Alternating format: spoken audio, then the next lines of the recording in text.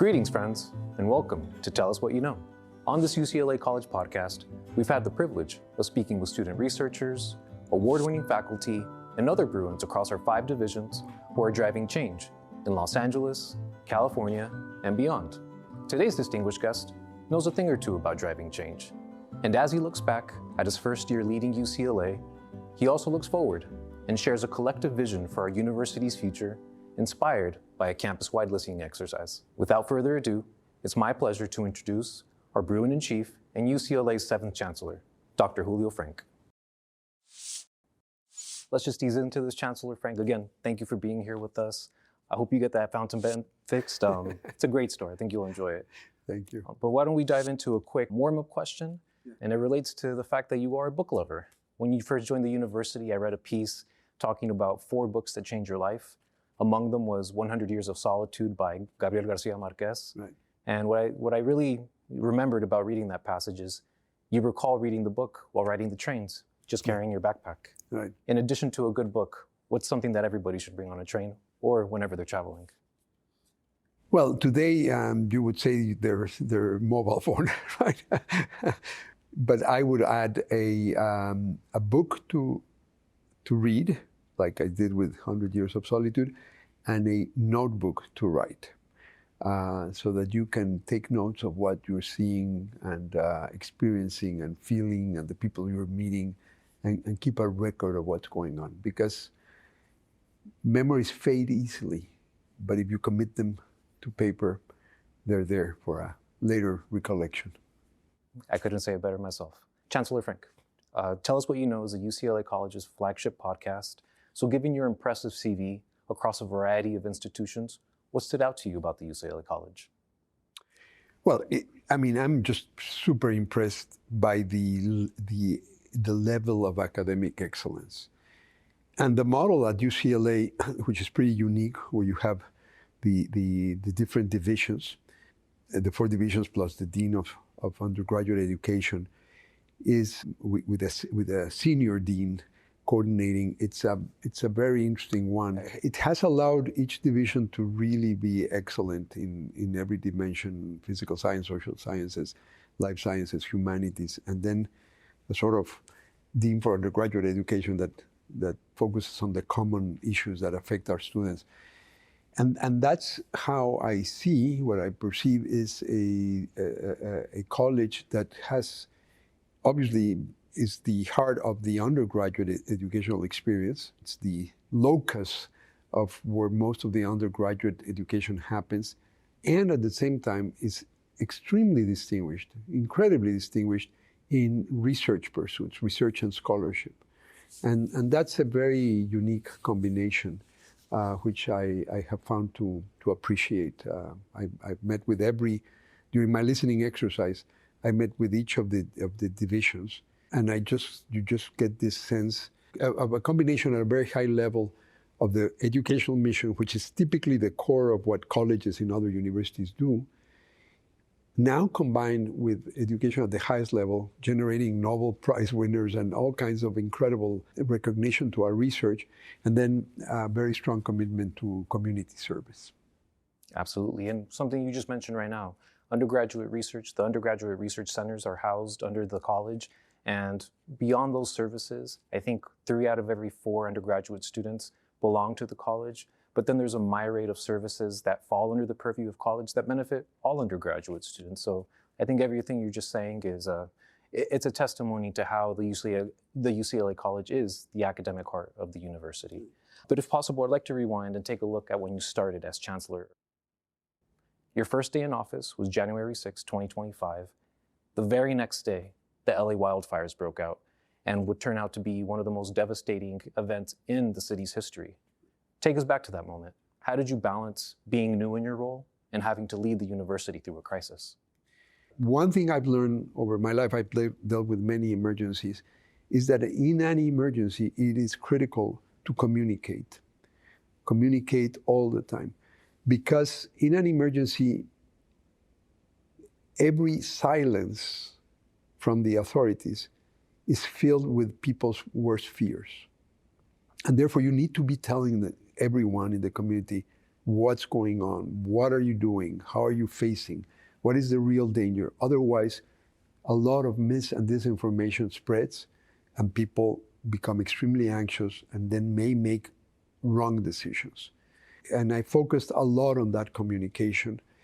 And that way, normally most people don't know even what a new chancellor looks like in the first week of his or her arrival. One thing that was very healthy, just because of the way the emergency was unfolding, was that I was giving every day an update. And we decided with the communications team that we have at UCLA, which is very talented, not to do studio-based messaging or text messaging, messages, but use visual messages, videos, and use videos that were really more like I'm reporting what's happening on the ground, not up in a study. I'm on the ground. So I would go outdoors and provide short video updates every day. And I remember in one, there were workers clearing the brush from the campus, and it's a large campus, a lot of brush, because if surrounded by fires, if a spark comes and finds dry brush, that could explode into a fire. So the communication piece was very important. The second big focus of those first few days was in being ready for a potential evacuation. And we never had to evacuate the campus, but we didn't know whether we were going to need. And to develop a very detailed evacuation plan had it been needed. First thing was to facilitate for most students who had just started classes the same Monday as I had started as my first day in office. That was the first day of classes. We told them to go back for the Thursday and Friday, so that my priority was to get as many students off campus in case we had to evacuate. Because, if you have 35,000 of students on campus or 40,000, it's going to be very difficult. If we could reduce the number of students that would be evacuated in that scenario. So we did that, and then working with the Senate, we pivoted on the second week of instruction to remote instruction, because the wildfires were changing almost on a daily basis. It's so dependent on variables like wind direction, and the level of danger to the campus would vary. So we just decided to make that remote, again with the collaboration of the academic senate.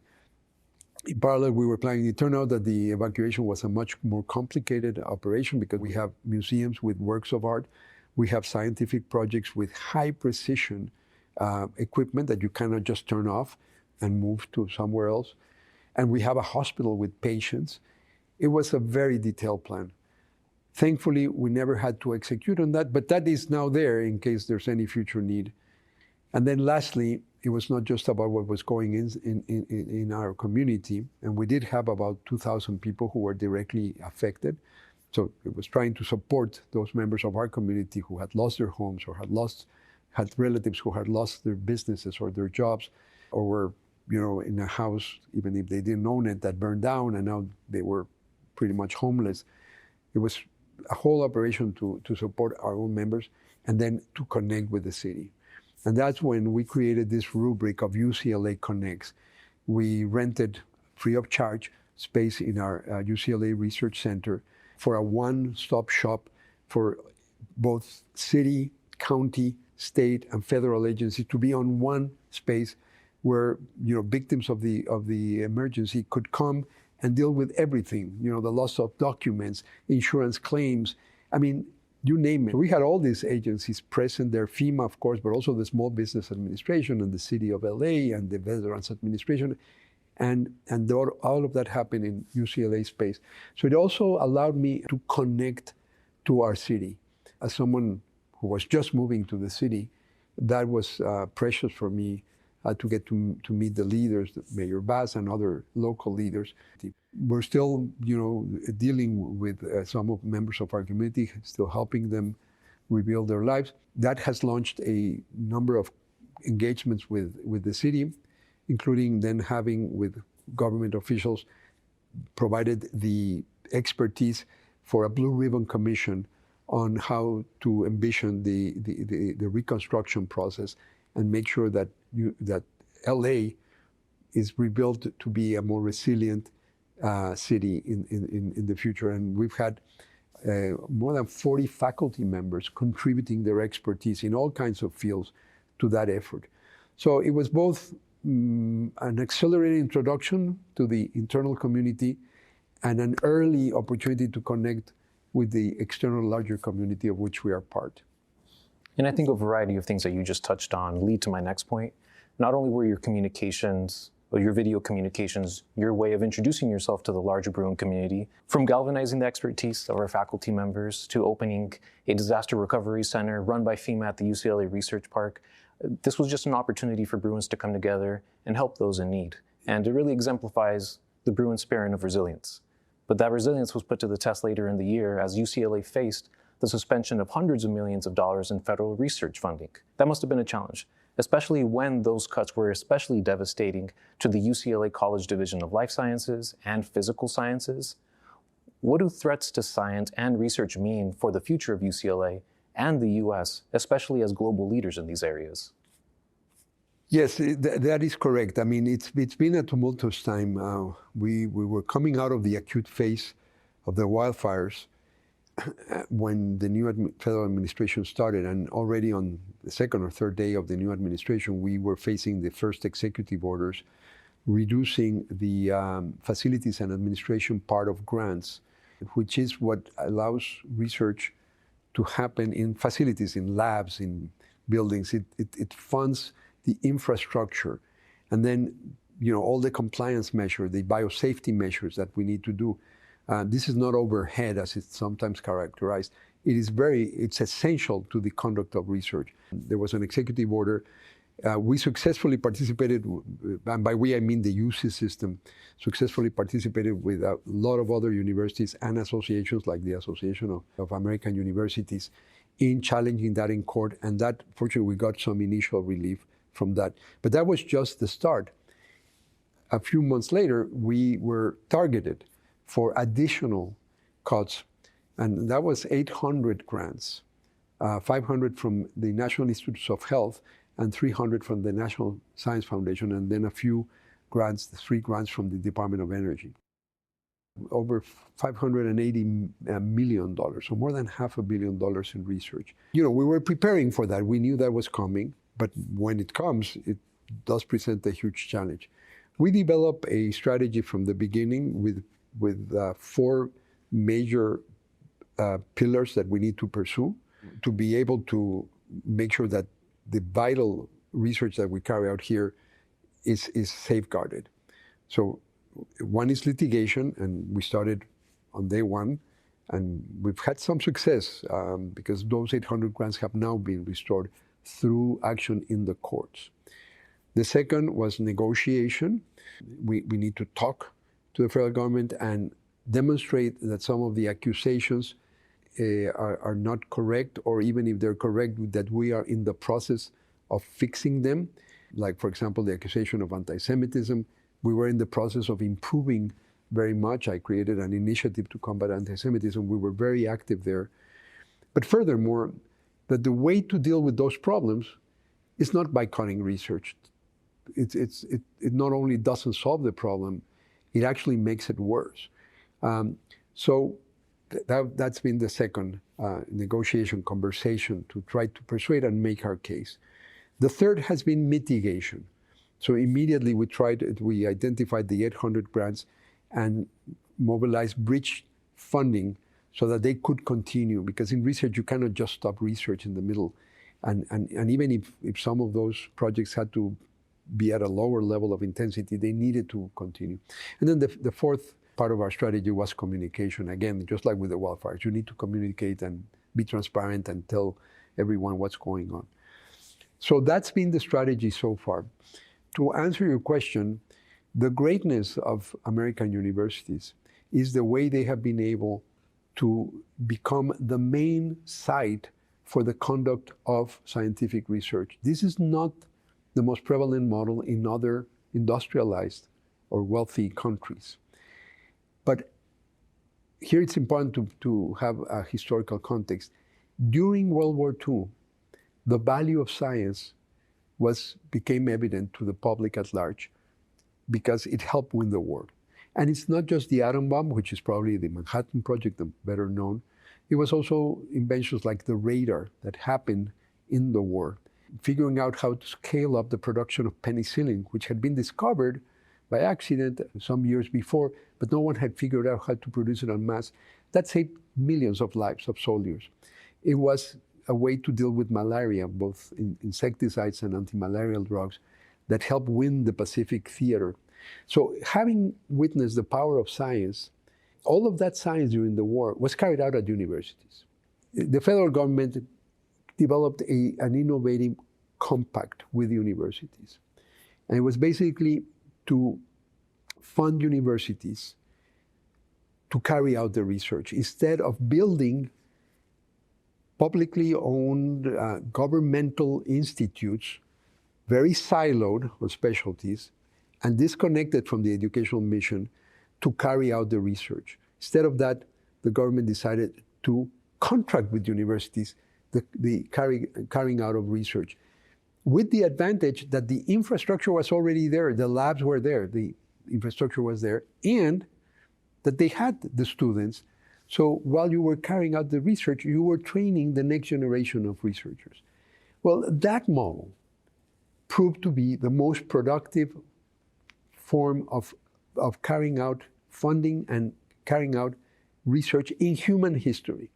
And it has led over the 80 years since it was established to the most amazing advances in science. Almost every innovation that has improved the quantity and quality of life in these 80 years originated in basic research carried out at universities. So what we're seeing now is an attempt to dismantle that model, to rewrite the compact. In fact, the federal government has proposed a different compact. I think we need to listen to the government and to society when there's valid criticism of the way we do things. We're not perfect. Like any institution, we can improve. We should improve. We have a duty to improve. But you do not improve when you destroy the foundations that support this activity. So we're in favor of reforming the way science is carried out, but not by this kind of massive cancellation of projects that are unrelated to the problem that the government supposedly trying to address. And again, coming back to the realities of UCLA, the college is one of the biggest cluster of talent, with Nobel laureates, with the most advanced laboratories in a number of disciplines, especially the divisions of physical sciences and life sciences, but also the scholarship that's carried out in research in social sciences, and the scholarship and artistic creation in the humanities and the arts. That as the heart of undergraduate education, as I was saying, what's really unique in UCLA is being the core of undergraduate education, of liberal arts and sciences education. It is also a very powerful engine for research. And so the effect was pretty bad, but we have managed both to provide some bridge funding so that projects would not stop, what I was calling mitigation before, and then also through faculty action, which decided to sue for relief from the measures. We've now gotten all 800 grants reinstated. That's been a huge, huge relief. But, it's not enough. We've won a battle, a legal battle, and that's great. But we need to persevere. There's going to be other challenges, and we need to be ready to meet those challenges.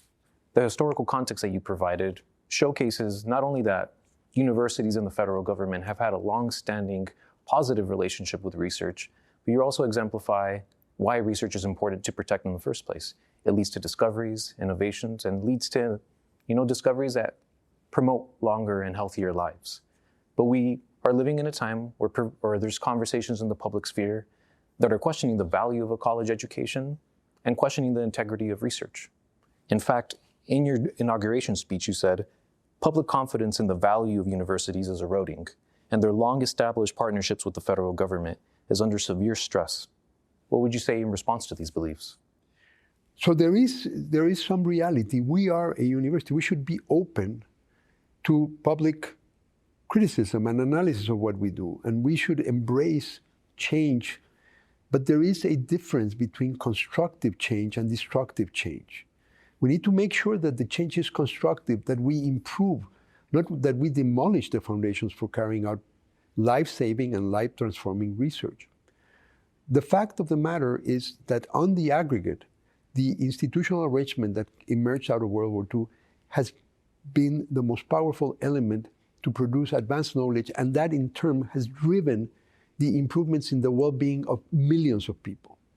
Destroying that is not the way to serve our country and the world. We need to identify the specific issues where we have to improve, and then work together with the government to make those improvements. That's the model that has worked. That's the model that we would, I think any university leader would embrace. So, if there's issues of trust or questioning of the value, let's talk about how do we reduce costs? How can we make education more affordable and accessible? There are things. The University of California system has introduced many innovations to make education more affordable. If there's an issue with reproducibility of research findings, let's tackle that.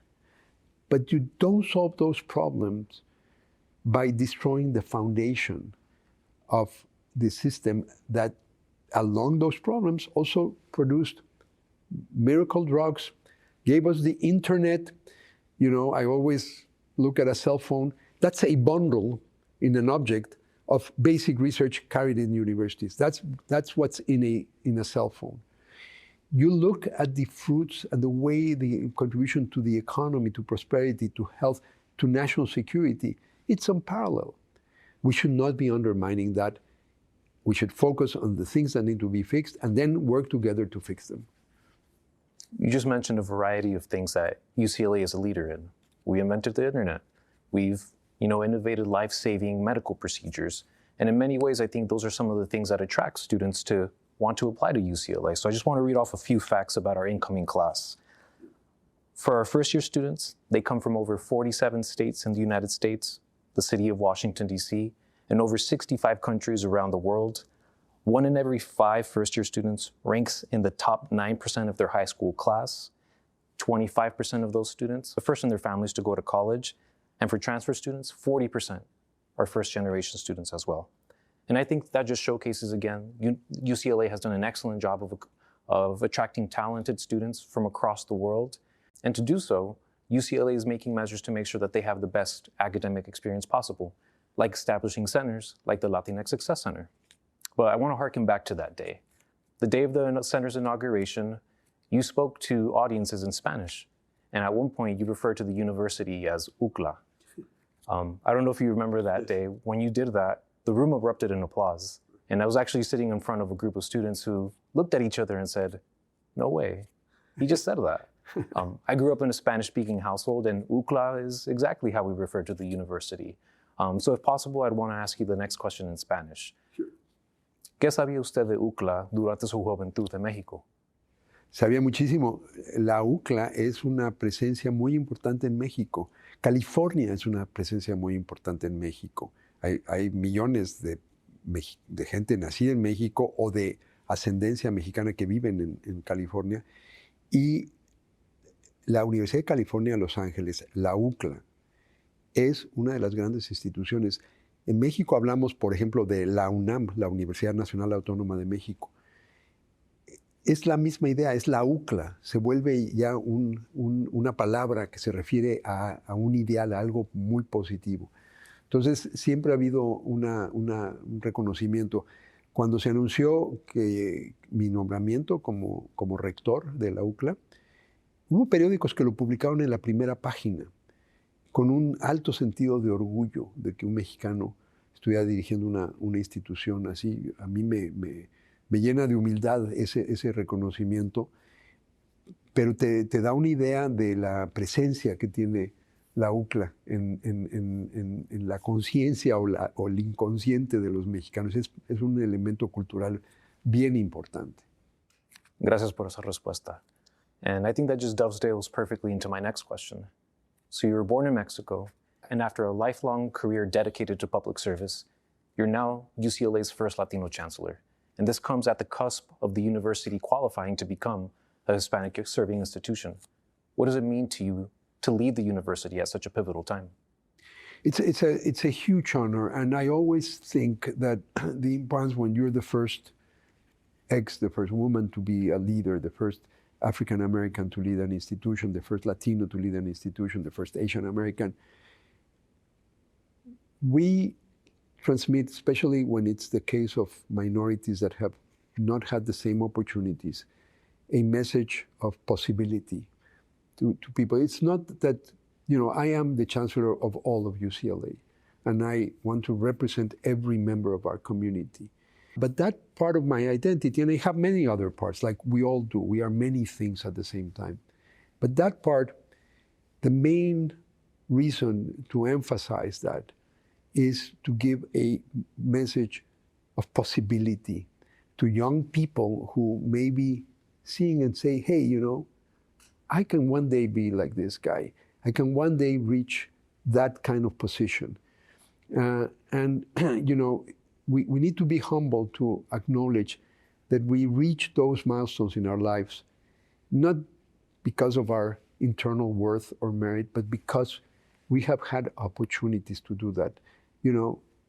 I was incredibly blessed to have a wonderful family, and my parents were incredible. My grandparents were fortunate enough to be able to flee Germany from the Nazi regime and be welcomed in a country that took them in as if they were one of them. We are all built out of acts of generosity and support from others. So I want to convey that idea that you can start in a very disadvantaged position, like my grandparents were, as part of a persecuted minority, and 1 or 2 generations later, be able to realize dreams that would have seemed impossible a few years ago. That's why we emphasize first-generation students. It's them, but it's also the message of possibility they give to everyone. And that's why, half of our students pay 0 tuition. That's why we've made all that effort. And that's unique of UCLA. It combines this incredible level of academic excellence with a commitment to offer opportunities for everyone who can succeed here. And that's what we're committed to. And that's why I feel incredibly honored to be the chancellor. I'm everybody's chancellor. And at the same time, I think I represent a message of opportunity and possibility for many people who may have thought that was not possible. Excellent. And you just touched on first-generation students, and I think something to highlight about their background, their experiences, is that they're diverse. And I'm sure that you see diversity on full display every day when you walk around campus, when you go speak at events. And with that said, I wanted to ask, looking back at your first year, what's one small but meaningful moment, a conversation with a student, a gesture from a colleague, that reminded you why you took this job? There's been many, but I would go back to the wildfires. There were a few students that had no place to go. Either they didn't have a home or they were international students and couldn't go back.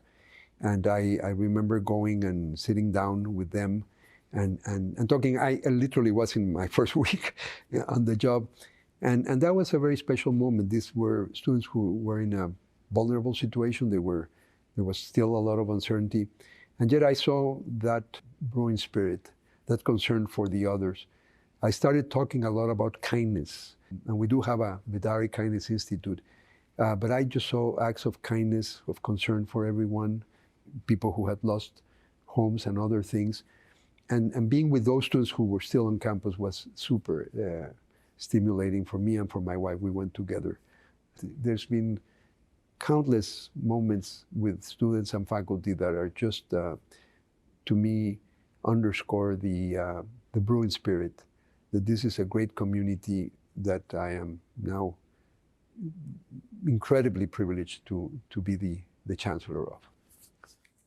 It shines through in what you just said, and I feel like you actually take this approach in everything that you do, but you take great pride and care in connecting with people. And I think that itself is an act of kindness. And kindness is a leadership quality that you've really leaned into, and it's rooted in your family history. And I know you touched on it a few moments ago, but how does your personal story inform your leadership style and how you lead UCLA, especially during turbulent times? Yeah, it is my family story. When my grandparents had to leave their home, they didn't want to leave. They had a 6-year-old who was my father, and his sister, my aunt. And what saved their lives was the kindness of to strangers. I mean, it's relatively easy and natural to be kind to your family, to your friends, to people who look like you, and think like you, and pray like you. It is harder to be kind to strangers. And it's the kindness to strangers that saved my family's life and therefore made my life possible. So that has been like a guiding concept. First of all, the need to reciprocate that kindness to strangers and offer the same kindness that saved my family's life to others, to other strangers, to other people who are different. And that's why I do believe we need to celebrate diversity. It is what makes human experience valuable. You know, the two most distant human beings share 99.9% of their genomes. We truly are one species and one family.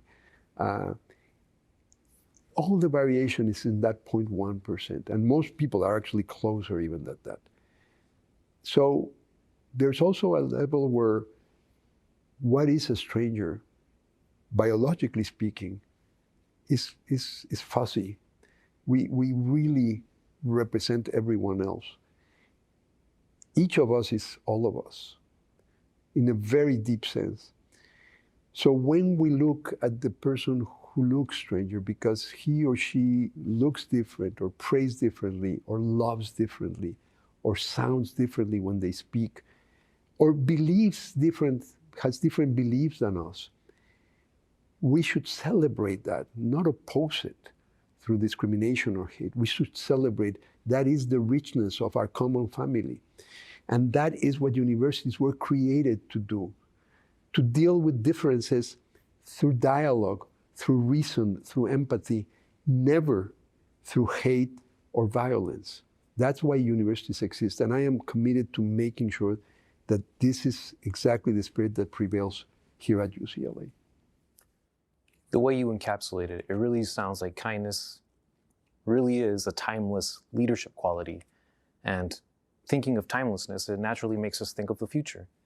So now that you've accomplished a year at UCLA, what do you hope this first year sets in motion 5 years, 10 years down the line?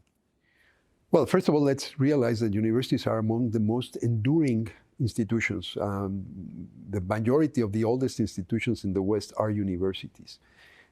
We have universities, Bologna, which is about to mark 1,000 years, and many universities with a long history. So we have that ability, and we provide continuity while also being the motors of innovation and change. Against the background of that continuity that defines what we call a civilization, this is what universities provide societies. So I think we need to take that long view, not just the immediate challenges. We need to see. To me, in the face of the current challenges that we're facing, I have no doubt this too will pass, and there will still be a UCLA when this too passes. The responsibility of our current generation is to make sure that when what emerges out of this moment of challenges, there's a UCLA, a university called UCLA, but that has 3 essential attributes. That it is a top, comprehensive, meaning it covers every field, research, scholarship, artistic creation, university. It has to keep those 3 descriptors: top, comprehensive, research university. And we're focused on making sure that that's the future. How do we do that?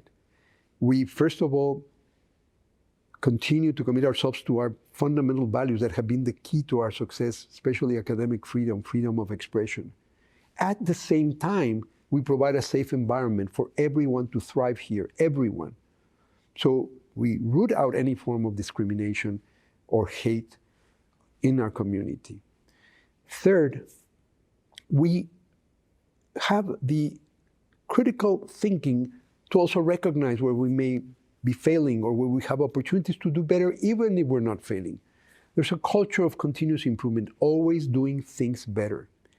And at the same time, not just doing things better, but doing things differently and doing different things so that we can be better suited to the moment.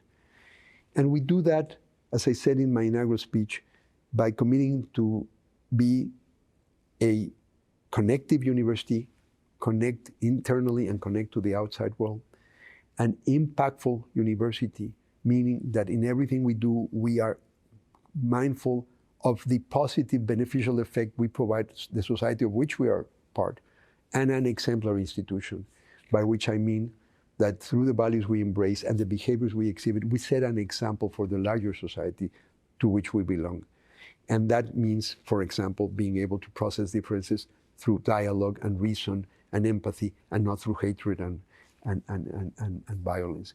And there's a lot of specifics under that. We've done a refresh of our strategic plan, which is a very good strategic plan. It was approved before I arrived. But we've done some refresh to meet the current challenge. The basic broad concept is the idea of one UCLA. We have to be much more united, better integrated. There's great excellence, but it has to be better connected. That's the connectivity internally. And then we've launched 4 flagship initiatives. One is UCLA Connects, exactly to emphasize that element. The second is what I'm calling the new UCLA Blueprint for Research and Innovation. That's what we're doing to identify new sources of revenue through technological innovation to invest back in basic research. The third is called UCLA for Life. It's moving to an open system of education where UCLA becomes the provider of dynamic educational services to meet the evolving educational needs of people, not just before they enter the job market, but also throughout their entire careers. The 4th flagship initiative is Effective UCLA. And that means that everything we do, we need to make sure that we add maximum value to society. So making sure that there's no room for inefficiency, for unproductive duplication or triplication of services, and that we do everything in a sense of being effective, that we cut red tape, that we become a much more effective and efficient institution. Those are the 4 flagship initiatives that we're going to be focusing in the next few years, always with this longer-term vision of UCLA as the top comprehensive research university that it is now, elevating it to the next level of excellence, impact, connectivity, being an exemplary organization. Excellent. And before we wrap up, we're almost at the end of our conversation. I just wanted to pass it back over to you. Is there anything else you want to share with us today? No, just thank you. I appreciate these opportunities. I very much value what the college represents and does every day. And this opportunity to connect with members of the college communities is highly valued by me. So I appreciate the invitation. No, we appreciate you, and thank you for your time and everything you're doing to connect the university. And we just want to thank you again. Thank you. As we come to a close, we're reminded that UCLA's strength lies not only in its scholarly and creative work, but in the kindness, resilience, and vision that connects us as Bruins. Thank you, Chancellor Frenk, for sharing your first-year reflections and your thoughts about where we're heading as an institution. Today's episode of Tell Us What You Know was produced by Damon Cirulli and Trevor Ducote for the UCLA College, the academic heart of UCLA.